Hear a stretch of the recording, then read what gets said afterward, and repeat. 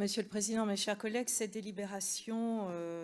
cela vient d'être rappelé déjà à plusieurs reprises, nous la devons à un président qui s'imagine que dans un pays où le taux de chômage est à plus de 7%, il faut encore augmenter le temps de travail de celles et ceux qui en ont déjà un, et un président qui estime que la France travaille en moyenne beaucoup moins que les autres, avec un raisonnement qui intègre dans son calcul des temps partiels. Un président encore qui s'immisce dans la libre administration des collectivités territoriales. Donc nous sommes dans ce cadre-là, forcément très contraints, et les agentes et les agents du département voient leurs acquis remis en cause à la faveur du principe de suppression des régimes de temps de travail plus favorables et cette obligation de respecter la règle des 1607 heures annuelles de travail. Nous voudrions d'abord saluer l'important travail qui a été mené par le vice-président sur ce dossier, ce que j'ai pu suivre à titre personnel dans le comité technique, épaulé par les ressources humaines.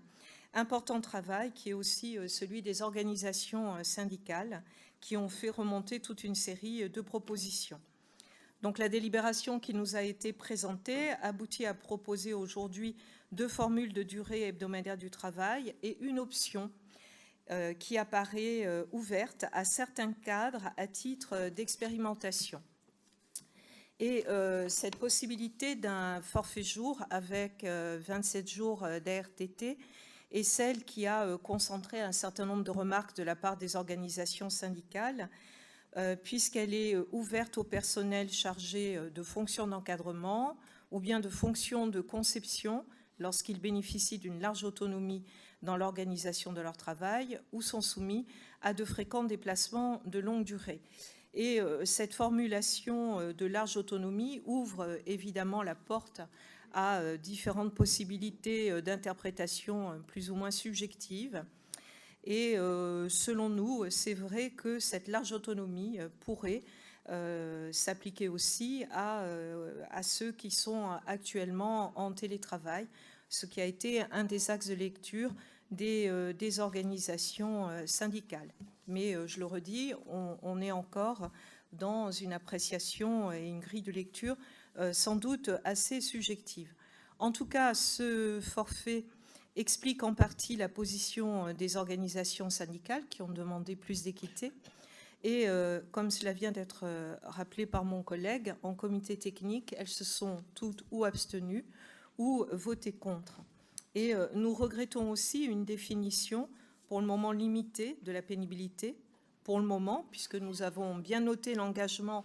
d'aller vers une doctrine départementale qui sera moins restrictive pour parvenir à une définition qui va intégrer non seulement les risques professionnels d'ordre physique, mais aussi des facteurs d'ordre psychologique et organisationnel. Nous avons bien noté aussi le lancement d'expérimentations avec l'organisation sur 4 jours et demi